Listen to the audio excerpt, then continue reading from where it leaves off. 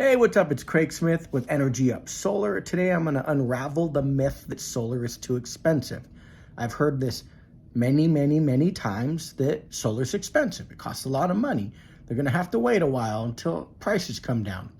The irony in that is that if you don't go solar because you claim it's too expensive, you will stay with your utility provider who is actually charging you more money than you would have been paying had you had solar.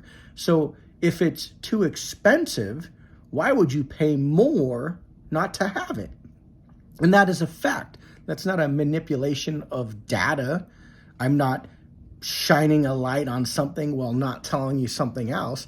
The reality is that solar would only be expensive if somehow you had access to free power. If you had a government paid energy program and it cost you $0, then sure, you could say solar's expensive. But in the real world where we all live, solar is not expensive. It is inexpensive compared to the alternative, which is what your utility provider gives you today. So if you want to learn more about solar, log on to energyupsolar.com, subscribe to our channel. That's energyupsolar.com, subscribe to our channel. Solar is not expensive. Sticking with your utility provider is.